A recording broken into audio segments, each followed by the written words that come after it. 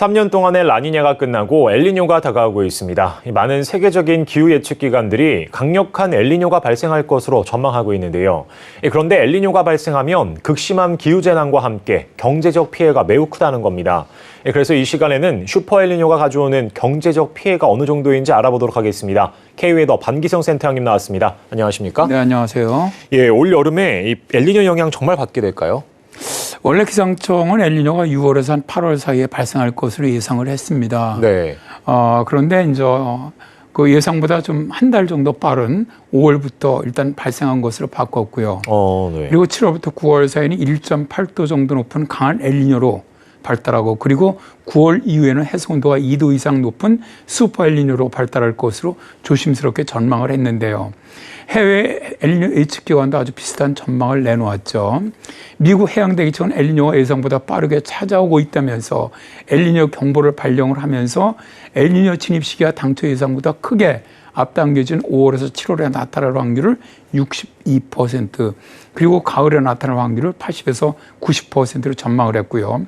세계기상기구와 코페르니쿠스 기후변화 서비스 등 주요 기상기구들이 발표한 올해 기상 전망에서 6월 이후에 엘니뇨가 발생할 것으로 다 예상을 했습니다. 네. 그러니까 여름 전 세계는 엘니뇨의 영향을 받는다는 것이죠. 네, 올해 초까지 3년 동안 라니냐 현상이 보이다가 이제 엘니뇨로 바뀐다고 하는데 엘니뇨와 라니냐는 무엇을 말하는 걸까요?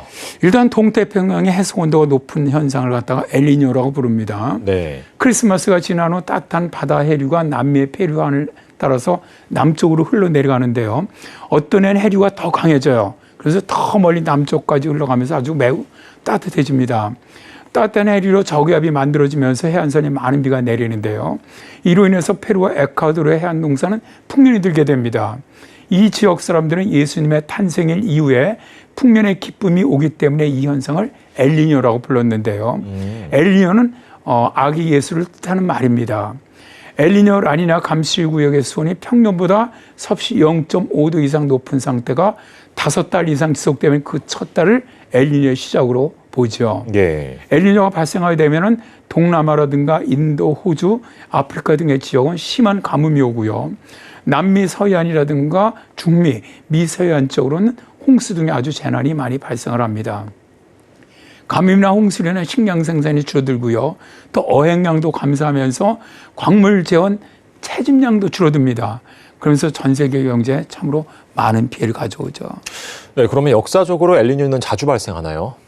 1951년부터 2022년까지 72년 동안 엘니뇨는 23번 발생했었습니다. 네. 그리고 라니냐는 16번 발생했었는데요.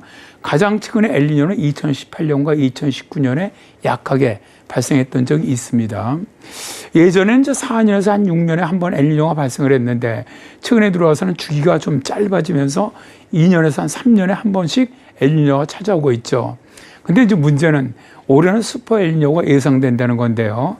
슈퍼 엘니뇨는 동태평양 해수 온도가 평년보다 2도 이상 높은 상태가 3달 이상 지속되는 현상을 말하는데요. 네. 지금까지 슈퍼 엘니뇨 현상이 나타났던 시기는 1950년대 이후에는 1982년에서 1983년, 1997년에서 1998년, 또 2015년에서 2018년, 2015년에서 2016년입니다. 이 딱 3번에 불과합니다. 그런데 슈퍼 엘니뇨가 나타났던 해에는 전 세계적으로 엄청난 재난과 경제적 피해가 발생하곤 했지요. 슈퍼 엘니뇨가 발생하면 이 당장 가뭄이나 홍수, 이 슈퍼 허리케인 등의 재난이 더욱 극심하게 발생하면서 이 경제적인 피해가 커질 텐데요. 문제는 이런 경제적 영향이 몇 년 정도 지속될 것으로 보이지 않습니까? 참 걱정입니다. 이제 미국의 다트머스 대학의 이제 토마스 맨킨 그 교수가 있습니다. 네. 이분이 이제 올해 5월 19일에 엘니뇨가 발생한 다음에 전 세계적으로 수조 달러의 소득 손실이 초래된다는 그런 연구 결과를 국제학술지인 사이언스에 발표를 했는데요. 네. 태평양 수온이 오르면서 홍수와 가뭄 등 기상 이변을 일으키는 엘니뇨가 종료된 다음에도 영향이 수년 동안 이어지면서 약 5천조 원에서 7천조 원의 경제적 손실을 유발한다는 거죠.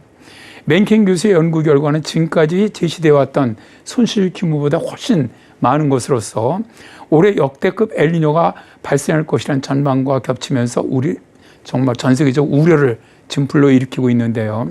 연구 보고서에서는 엘니뇨는 열대 동태평양 표층수온이 평년에 비해 높아지는 현상으로 재앙적인 홍수와 가뭄, 또 어획량 급감 등을 초래한다고 밝히면서 이들 연구팀은 1982년에서 1983년 그리고 1997년에서 1998년 슈퍼 엘니뇨 이후에 국제 경제 활동을 추적을 하면서 장기적인 영향을 분석해 봤다고 합니다. 그 결과 5년 이상 경제 성장이 둔화하는 끈질긴 흔적이 발견되었고, 아주 가난한 나라를 중심으로 세계 경제 최소 4조 1천억 달러와 최대 5조 7천억 달러의 경제적 손실이 발생했다고 밝혔습니다. 예. 엘니뇨에 따른 영향은 나라별로도 편차가 컸는데요. 미국은 엘니뇨 5년 뒤인 1988년과 2003년에 각각 국내 총생산이 약 3% 줄어들었고요. 페루라든가 인도네시아 등 열대 태평양 연안국들은 2003년에 GDP가 10% 이상 줄어든 것으로 분석되었다고 합니다. 연구팀은 기후변화로 엘니뇨가 더 잦아지고 세력도 강해지면서 21세기 전체에 걸친 경제적 손실이 약 84조 달러에 달할 것으로 전망을 했는데요. 세계 기상기구라든가 IPCC 등도 앞으로 기후변화로 인해서 더 강력한 엘니뇨가 자주 발생할 것이라고 예측하고 있거든요. 정말 이런 것에 대한 대비가 필요해 보입니다. 네, 오늘은 K웨더 반기성 센터장님과 슈퍼 엘니뇨와 그 영향까지 짚어봤습니다. 오늘 말씀 고맙습니다. 네, 감사합니다.